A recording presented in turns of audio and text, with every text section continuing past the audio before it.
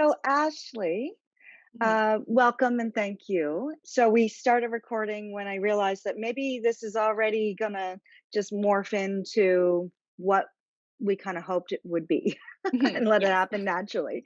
So, yeah, so my focus for my podcast is women who either work in highly stressful fields that maybe cause mental health issues for them, or they work in fields as helper healers. And as a coach, I wanted to get your perspective on that, how it's helped you, how it helps your clients, and sort of what drew you to it.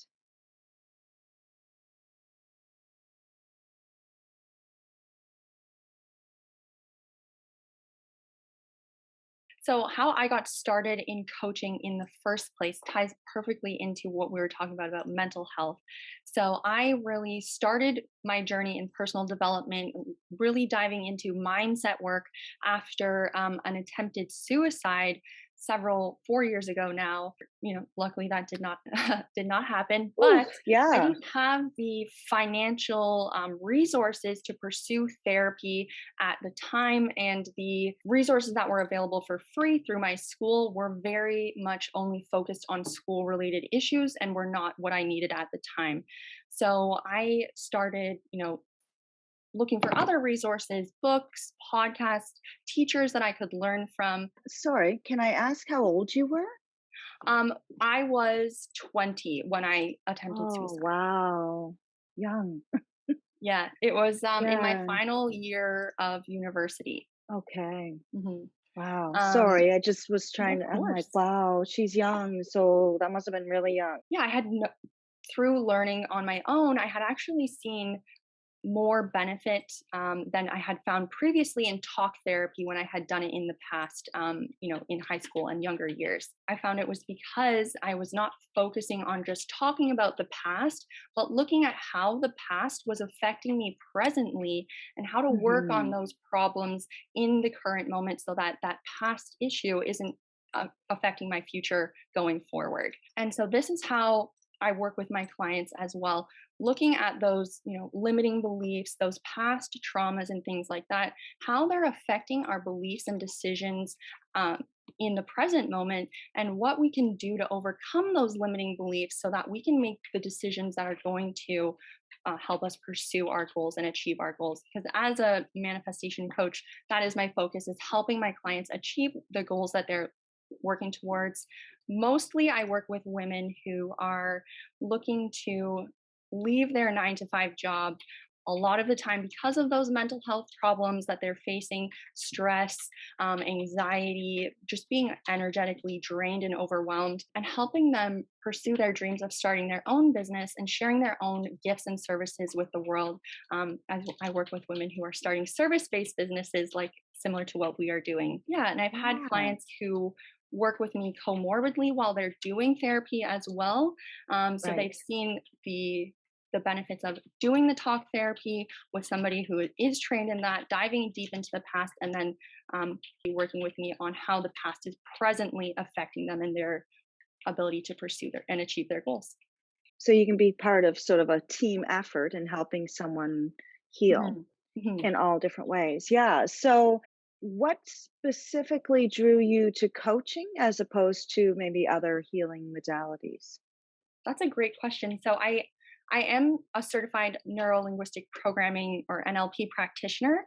Okay. As well, I do have a certification as a limiting belief clearing practitioner. But really, I started pursuing those certifications to learn the tools for myself. And it Right. was through learning those tools and seeing the benefits that I had seen in my own life that I was like, wow, I can really use what I've learned to help someone else. It was, yeah, through using the tools for myself that I decided to pursue coaching as Yeah. opposed to becoming Wow. like a therapist or something else like that. Right. Okay. So for you, it's more about being present and then also putting things in place to make your future better, Mhm. as opposed to just being in the past and kind of staying there. Yeah, I had done several years of talk therapy in the past, and Okay. of course it was helpful. But I was still having those blocks about achieving my goals because I knew where those limiting beliefs came from But then through it's like, now studying. what? Yeah, cool. Okay. When someone comes to see you, typically, who are you kind of drawing to you? Like, what's your ideal client? So my ideal client has actually morphed a little bit. So I started with working with women who were just looking to improve their lives, manifest whatever goals that they were working towards, and we worked together on all of the mindset work that was going to Mhm. give them the tools and capabilities to achieve whatever goals that they were working towards at the time. Through working with those clients, I realized that while everyone's dream life is different, they all had one thing in common, and that was that they did not include a 9 to 5 job. So I kind of combined what I had been already doing with the mindset work and what I had learned to develop and launch my own business to help my clients. Like I said, I was just combined what I had already been doing with the mindset and manifestation work and what I had learned to launch and succeed in my own business to help my clients in a more specific way with working towards leaving that goal that they all had of ditching the 9 to 5 life. So, it can be any business, any I work with service based. women who want to do service based businesses. So they have a gift or passion that they want to share with others. So not selling physical products, but yeah, similar to what we're doing coaching, mentorship, hypnotherapy, things like that, where they're, yeah, Right. helping others Okay. heal and things like that. Yeah. Right. As part of your program is it's more obviously mental health driven, and so more like mindset and Mhm. shifting Yeah. limiting beliefs and that sort of thing? Yeah. I do a lot of work on limiting beliefs.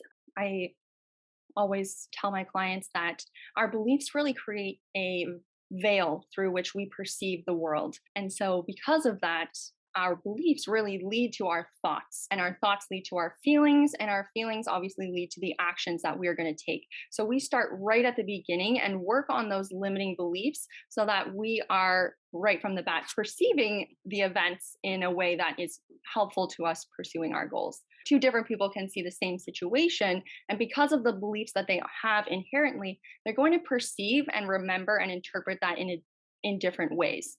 So if you have someone come to you, say in their family, most of the people do work 9 to 5, and maybe some of them have like those enviable jobs with the pension and the benefits and stuff like that. So I'm thinking somewhat of myself because I watched my parents kind of live that lifestyle, and then Mhm, when I left a job with the pension and benefits, my family were like, "Oh my God, what are you doing?" And that was back in my 20s, I mhm, heard that and then heard it again throughout my whole entire life. Like, you were crazy. And like, how can you just be doing this?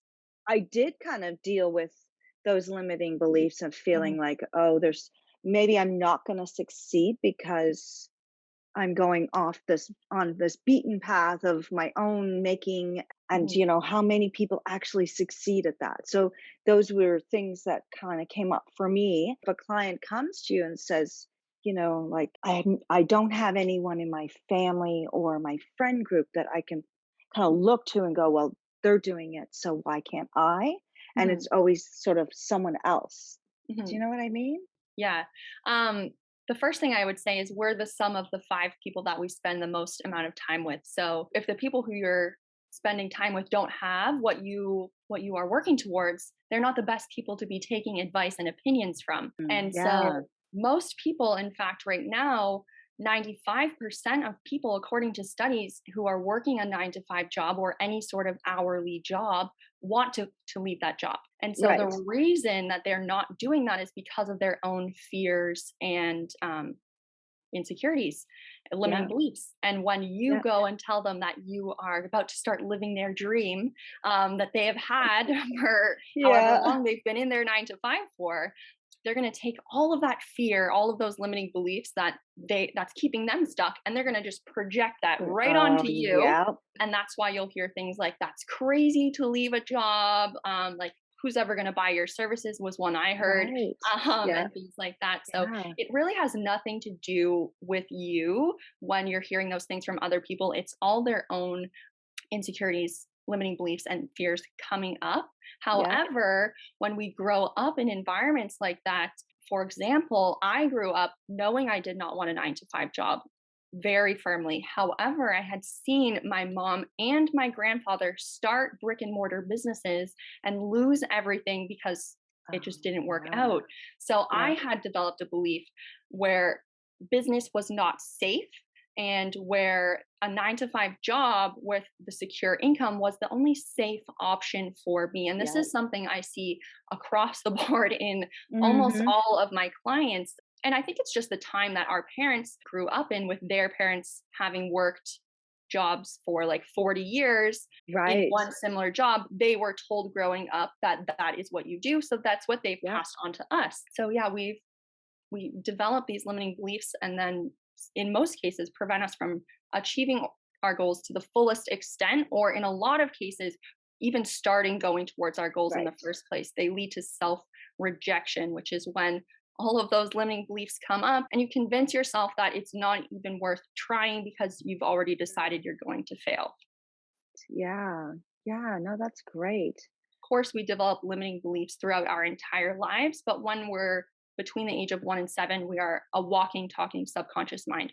Yeah. Everything we're hearing goes right in there. So we really Yeah. get into, where did you learn this belief in the first place, looking for that Mhm. root origin, and then disproving it, and reprogramming the subconscious mind around that original event.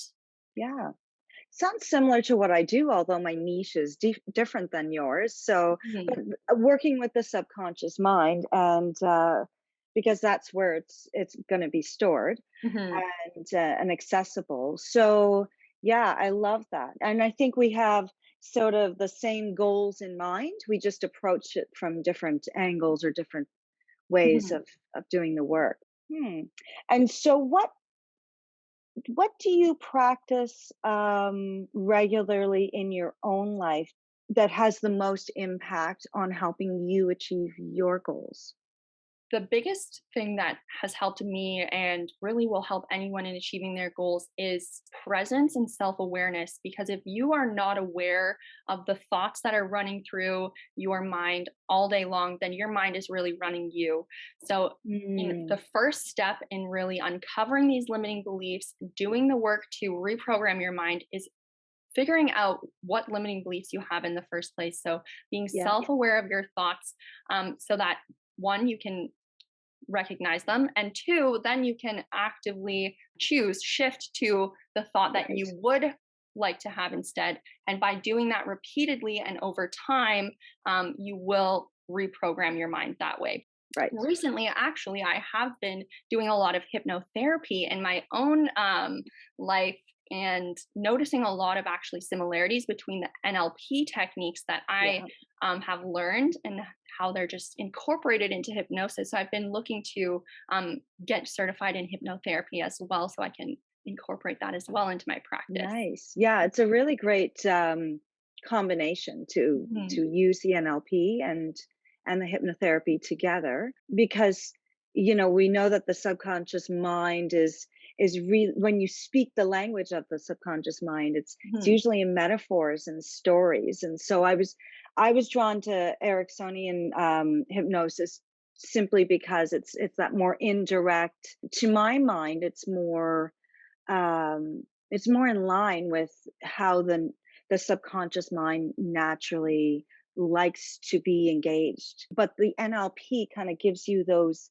phrases or little ways of saying something that mhm. really just kind of goes shroom right in there and like Yeah. hits the spot. So I think that would be a really great addition to your skill set. My favorite part of the hypnotherapy is just how, well, first of all, relaxing it is. It's just such an amazing Hmm. experience. You're just so relaxed, but how just being that deep, you just know, like, with 100% certainty, like, this is going right into my subconscious mind, and you just have that Yeah. assurance, or at least that's Yeah. how I feel personally. For me, like, I'm combining yoga and hypnotherapy. Oh, I love. I feel like all of it benefits from having hypnotherapy a part of it Mhm, because a lot of the things that we do, like coaching or yoga, separately are very powerful in mhm, themselves.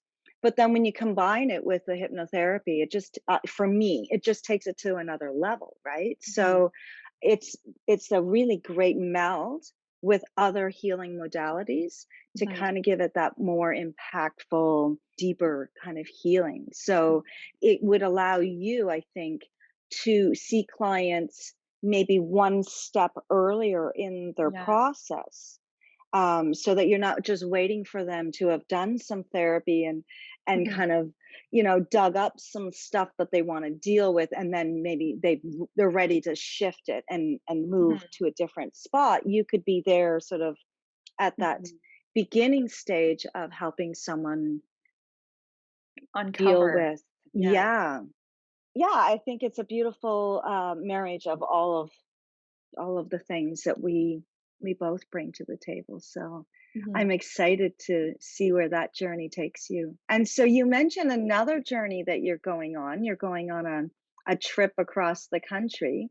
Well, I mean, obviously you want to see a lot of cool places, but Mhm. is there another maybe different reason than the obvious of just wanting to see more of the country you live in? I'm really glad that you brought that up, because recently our trip plans have changed drastically. Right. Originally, we were just heading out to BC for a quick little trip, and then we were planning to go and potentially move to Costa Rica. Oh, wow. However, the new flight restrictions in Canada have prevented that because I do not have a vaccine. Okay.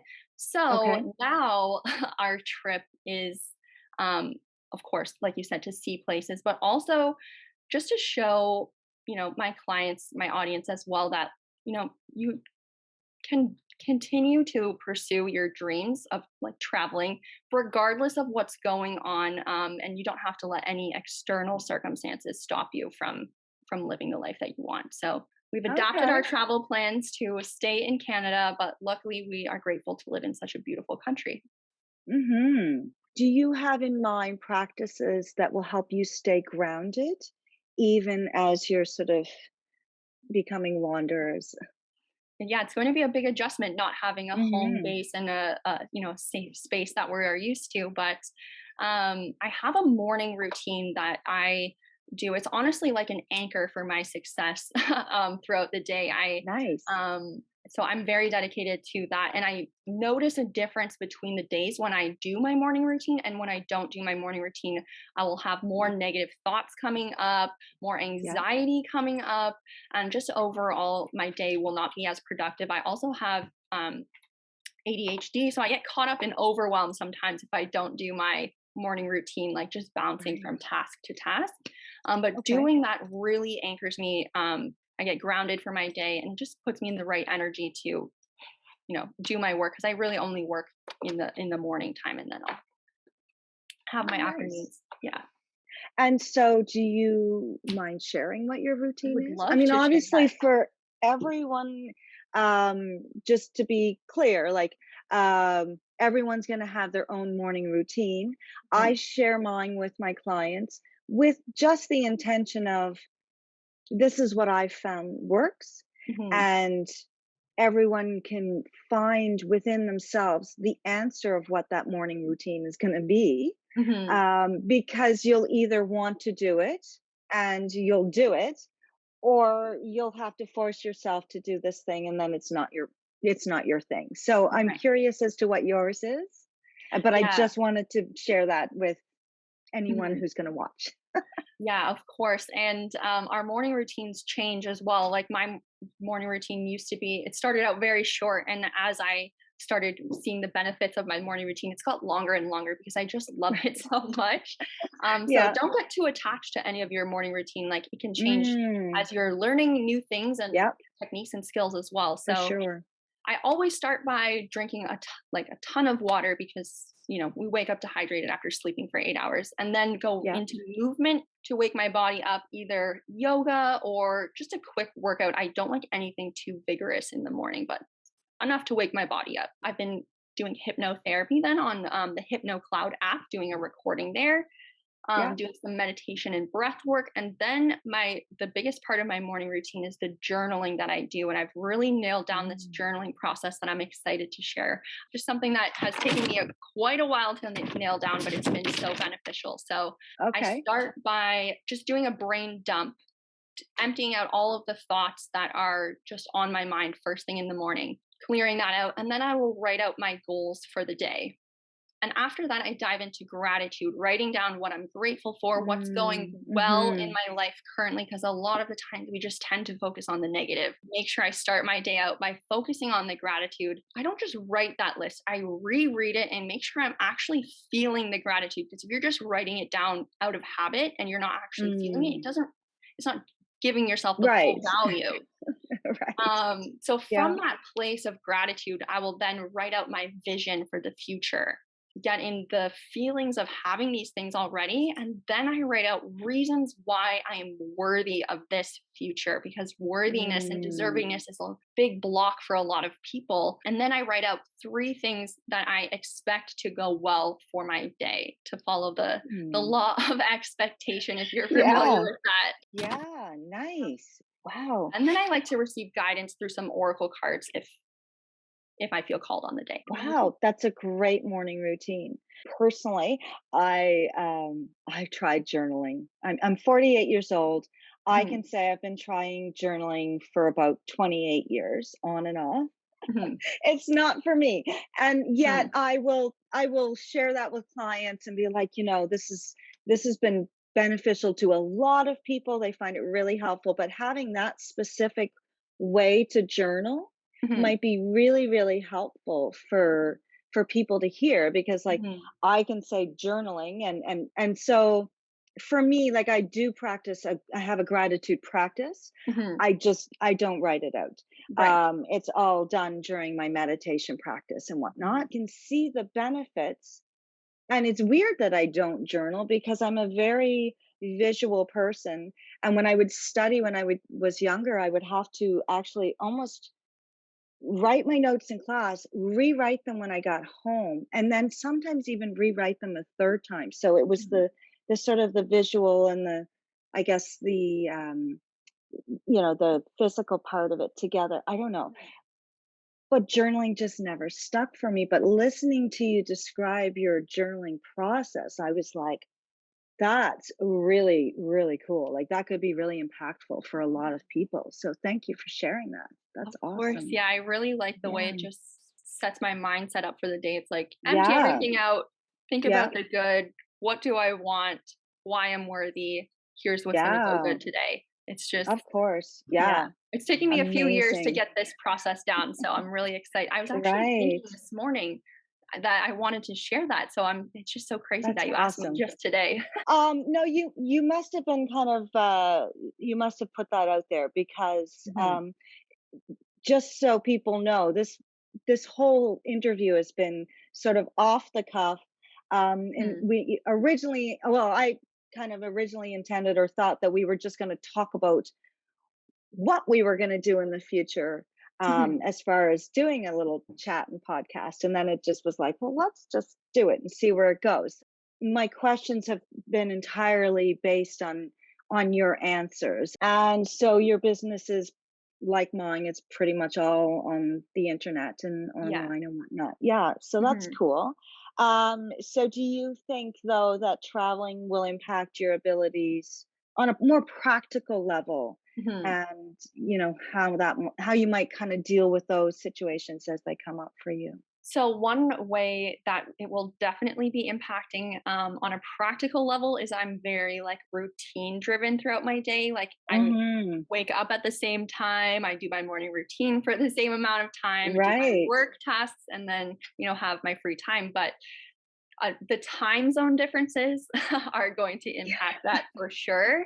My calls will be like, earlier in my day because we're going out west where it's behind. Right. So I'll have Yeah. to adjust practically, maybe moving that morning routine up a little bit or adjusting that way. Yeah. But really, when it comes to all of those things, of those practical adjustments, it really does all come back down to mindset in the end and not letting Yeah. those things overwhelm you and just focusing on the fact that maybe my day gets shaken up a bit. However, I am, pursuing my dream of traveling. Yeah, like Yeah. always say to my clients, you can focus on the positive and the negative in any situation.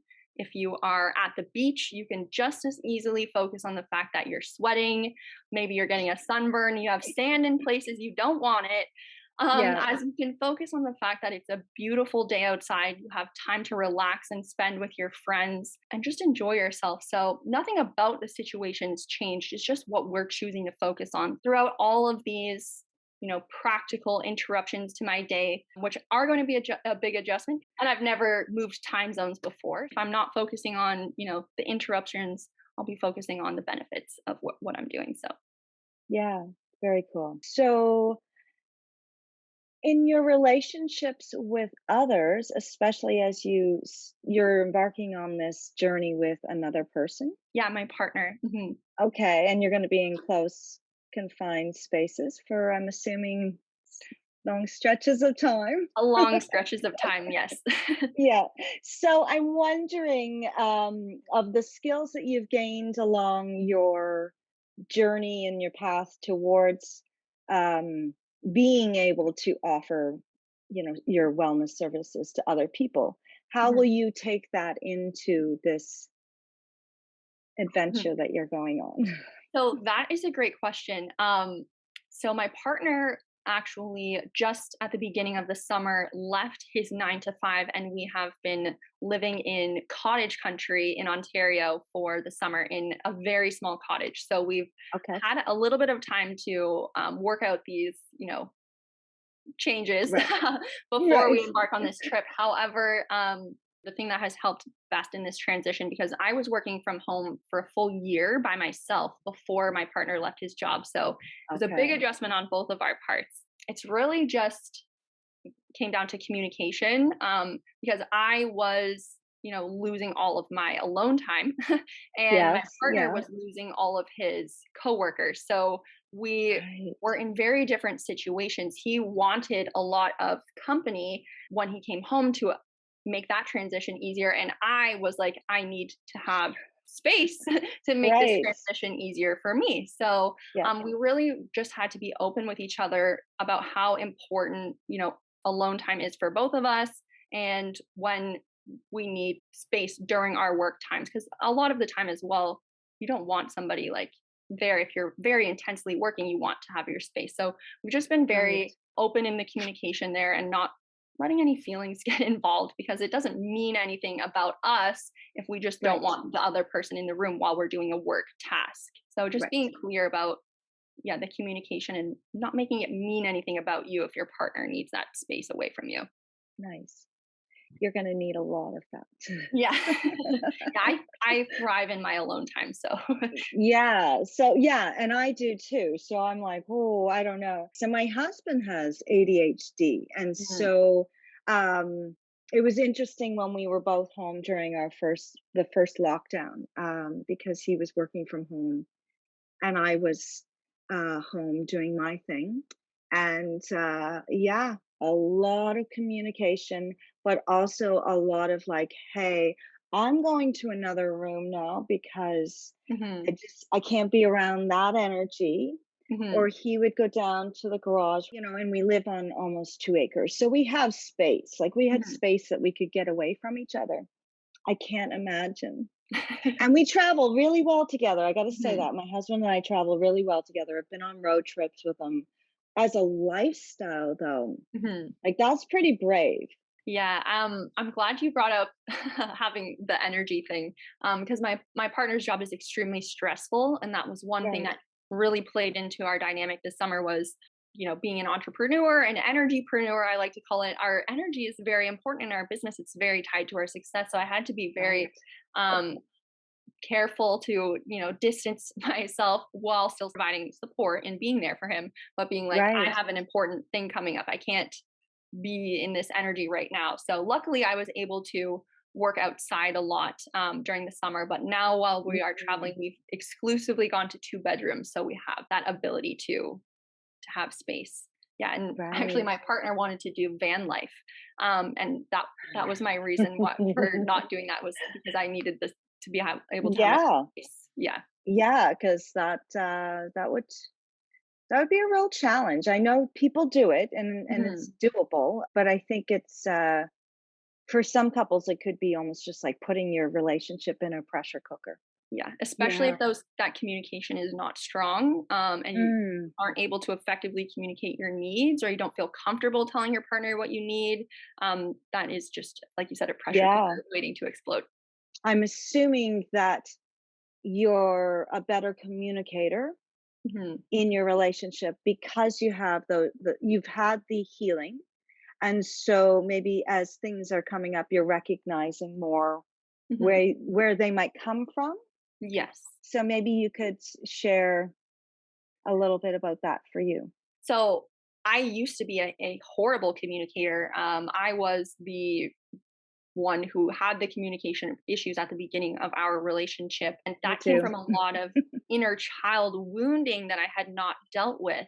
Yep. So the easiest way that I've learned so far to recognize like when you are speaking out of your wounding as opposed to like the actual situation is recognizing there's certain phrases that you will say that just straight up come from your inner child. So for Yep. example, mine was, well, you just don't care.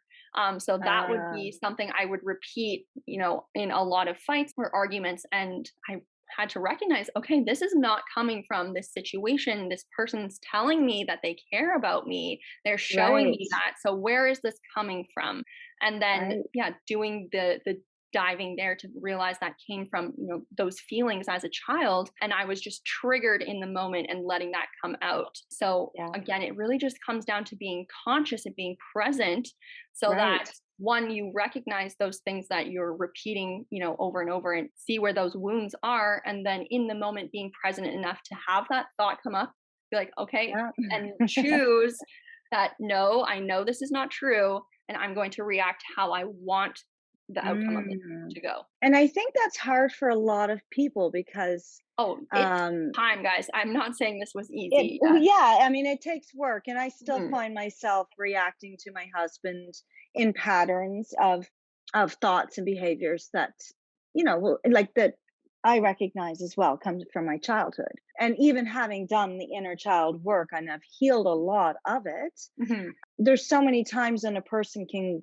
very easily get dysregulated Yes. and so they're not capable of making that or having that pause and what's Mhm. really coming up for me. So I Yeah. think it's important for people to know that that does take work and Yes. that it's not always going to work in that way. If I'm Oh, tired, if I'm hungry, if I've been woken up out of a sleep and there's lots of different situations, or if I'm just feeling unsafe for yeah. whatever reason, I'm going to revert back to a lot of routines. So the mindfulness that you mentioned is Mhm. really the key, and just kind of piecing together moments of mindfulness Yeah. in your day to hopefully eventually get to more mindfulness. Yeah, I'm glad that you brought up, that that's not always how it happens, because I've Mm, recognized through my work with myself and my clients that it happens really, this awareness, these mindset shifts happen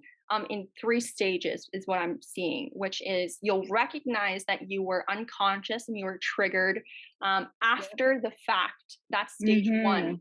You're first learning these patterns and how to Yep. recognize them. Step two is when you'll actually recognize in the moment, you're already doing it and Mm, you're recognizing, okay, I'm triggered right now, I'm acting out of my unconscious. And yep. you can make that shift then after you've had enough practice in that stage. Then it's when you have the awareness to be like, okay, I'm recognizing this before it happens and I can choose differently then. It's patterns, right? Habits. So it takes Yeah, of time to course. break those patterns and habits. Yeah. I think when we deepen our connection to our physical body through Hmm. mindfulness practices, we start to recognize the physiological changes Yes. that come with different states. So when I'm feeling fear, my body is reacting in this way. But when I feel safe, Hmm. my body is in this way.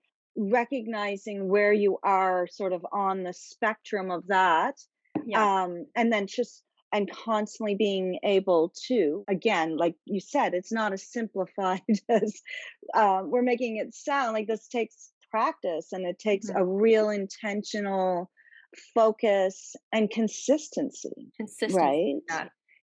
in doing the deep dive into trauma, both developmental and generational, I've come to recognize that until a person has experienced safety within their body, they're going to struggle with knowing when they're not safe. And that's where the hypnosis and the yoga can come into play for me in my Mhm. practice, creating that safety. And maybe that starts with just creating the safety within your relationship with your clients to give them that space to explore. It isn't as easy as we're making it sound. Yeah, the emotional regulation, the nervous system regulation, because if you're in fight or flight mode, everything we're talking about is going to be 10 Right. times harder and almost nearly impossible if you're really in that Exactly. fearful state and you don't feel safe. So, yeah, learning to the techniques first to calm your nervous system or Hmm. being in a different environment where you feel safe will be again like the first step to Right. Yeah. Because I yeah. feel like people get turned off when someone like me goes, through yoga and meditation and hypnotherapy, I've found ways to heal myself. For someone who's in like a PTSD trauma state or CPTSD, they're looking at me and they're thinking, yeah, whatever, lady. And I feel like a lot of people might have the same perception about coaching. I try to be very clear that I'm not suggesting that you jump on a yoga mat if you're in extreme dysregulation and you're in fight, flight, or freeze. I'm not Mhm. suggesting that that's where you're going to start. But it is important for me to collaborate or talk to other people in the other healing fields because I want to build this sort of network Mhm. of people that have shared their knowledge in the way that you've been so willing to do. And just know that there's other ways to do things. And maybe it's not my way, and maybe Mhm. it's not your way. But if we create this big enough network of people talking about what we do, Mhm. sharing our ideas and our expertise in a collaborative way so that people can maybe start to see that there's so many resources out there that they're just not even aware of, and that they don't have to necessarily believe just all of these old sort of misconceptions about what we do. So Mhm. that's why when you and I had connected, I was like, okay, so I really need to talk to a coach because I feel like if you had asked me 10 years ago if I would ever go to see a coach for anything, I would have been like, yeah, I don't think so. Yeah. And I actually recently spoke to someone who was like, yeah, I can get on board with therapy and stuff, but coaching isn't something that I see as being useful. And yet I really do feel like it's a bridge for a lot of people. Like once they have been able to kind of get to the root of their trauma, Mhm. it can be the thing that sort of takes them on the next part of their journey to Mhm. create a life worth living. Yes. Yeah. Right. Whereas, like, I feel like what I do, can help them through various stages, and then can still be these beautiful companions in their life and tools in their tool belt. I'm glad that you brought that up, by the way, because I would have, like, years ago, turned my nose up at coaching too. Especially, I was coming from that, like, CPSD space. So, all of these, like, breath work, yoga, these kind of tools, Hmm. that is not going to help me. Um, Right. and opening myself up to those techniques, I realized like yes, they do help me. And the one thing I wanted to mention about CPSC, because you said like you wouldn't, just go to the yoga mat. That's not what you're suggesting if somebody is in a really triggered state. But you can get to a point where you recognize those triggers very early on, then you go to the yoga mat. Yes, and Yeah, that's yeah. what I've Oh, found for sure. beneficial for me. So, And I'm not um, trying to suggest that people with PTSD or CPTSD that yoga is not accessible oh to no. them. I feel like it could be a really beautiful part of a team collaboration Mhm. to help someone heal, but I don't think that it's the only piece. I think it's Right. there's so much to healing, Mhm. and if it happens all at the same, or like in the way that it's meant to for a Mhm. person, it can be deeply healing, and it can be a tool that they take with them into Yeah. their life, right? I So, find yeah. yoga absolutely incredible at managing my overall anxiety levels and just anxious thoughts and things like that. If I'm doing a consistent yoga practice, notice when I fall off of that practice for sure. Mm, Back to coaching and what a coach can help you do. So I've mentioned previously, we do look at the past, but only in the sense of how it's affecting you currently. How I, start working with my clients is focusing on those goals that they're working towards first, and mhm. then looking at what is holding them back. What are those challenges that they're facing? It's going to come down to some limiting beliefs and mindset work. So Yeah. we start there, overcoming those things and putting actual tangible action plans in place to reprogram the subconscious mind as well, like take the action steps necessary to achieve those goals. So it's the accountability that a lot Mm, of people need, having somebody who's watching them work towards their goals so they know they can't just push it off like they want to. right. Beyond the mindset work, that is the biggest benefit that I see in my clients. It's not that I'm like you know hounding them and checking up on them, but just Right. knowing that I'm going to ask them at our next session how things are Yeah. going.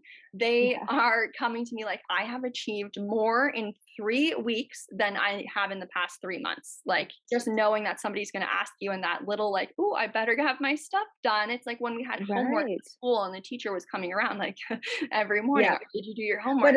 it's homework that the clients are creating with you. Themselves, yes. Yeah. Yeah, We I create get those you. action plans together, but Right. they know. That's the thing about coaching is I'm not really teaching them a lot. They have all of the tools, the abilities, Right. and Exactly. everything within them. They know the plans. They know what they want to do. They know what they need to do to get there. They're Yeah. just scared to take those steps. So it's really just showing them you have all of the answers, you have all the tools. Let me Yeah. support you in the journey and help you as those challenges come up when you're working towards getting to where you want to be. Yeah. I feel like I use the same language pretty much in describing what I do as well. So they're Mhm. very similar. So for some people who might be like really not wanting to go to therapy, coaching might be a more accessible way Mhm. to approach their issues and get the kind of life that they are deserving. I completely agree. It's like I said, it's working towards those goals and focusing on the present, but you still will, if you're not like ready to go to therapy, you'll still uncover a little bit about what needs to be worked on, and probably Mhm. after coaching feel ready to do that deeper inner work, that can be a little bit frightening because of the things that we have to dig into in our past sometimes. So, Right. Well, I feel like it could go either way though, yeah, either right? So way. you could start with someone like me, because you are recognizing that there's some wounds that need some healing. You might not necessarily know what caused them or what specifically is the wound, but you're recognizing that it's affecting your life in a negative way. And so maybe through the healing process, you get to a place where now you're wanting to implement some goals, Mhm. you're picturing a brighter future, you're just not sure how to go about achieving it. Mhm. Then the coaching piece could come in, or they could be struggling with something in their lives that they think is just a quick sort of fix, or like, maybe I'll go to the coach because that Mhm. is what I'm needing someone who's going to like be with me every step of the way and talk me through it and hold me accountable. But then stuff can come up that maybe they Yeah. need to go deal with elsewhere. So it could be sort of like back and forth, or either or together. Yeah. Yeah. So let me see. I'm trying to think what else I want to ask you before I let you go. Well, first of all, we will post any links. If you have a link tree, just send it Mhm. to me. But so where can people find you, Mhm. and how do they typically approach you? Do you do strategy calls, or how does that usually work for you? Yeah, so people can find me on social media at the magical manifester. Okay. Um, yeah, I will send you a link as well where they can. I have a Facebook group they can join for free coaching, and they can find out more about what I do there as well. But yeah, how I typically work with or build that relationship with my audience and potential clients is just really talking about their goals and just seeing what's holding them back and whether my services and expertise aligns with what they're looking for. Yeah, if it doesn't, then I just direct them to somebody who can better support them in this stage in their journey. So yeah, it's really just an honest, genuine conversation about what you're working towards currently in your life. Okay. So, is there anything that you feel like you would want people to know about you and how you help people, and or any last little things you might Yeah. like to share? Just like what instantly came to my mind is, I was just thinking of what I would have thought listening to a podcast like this had I been several years ago still in my very like Mhm. negative victimhood mindset. The last thing I want to say is just, if you're at the beginning of your journey, with that unhealed pain and trauma or that really negative mindset that you feel like you can never escape, I just want you guys to know that it's possible for you. We're not special. This work works. It's available to everyone, and you can change your life and create the life that you want. And it all starts with your mindset. So that's really just the final words I wanted to leave everyone with. And so I really appreciated getting to know more about coaching and the work that you do. Amazing. Thank you so much for having me. It was so lovely to share everything Yeah. today. And I'm definitely going to be rooting for you on your Thank you. journey and your adventure. And I'm looking forward to maybe joining your Facebook group and Hmm. getting to hear all of the inspiration that you gain from being out there Mhm. and doing that. So yeah, and we'll chat again soon. Okay, great. Thank you so much again for having me. Thank This was you. lovely. It Yeah, was I lovely really connecting enjoyed with it. you. Okay, take Definitely. care.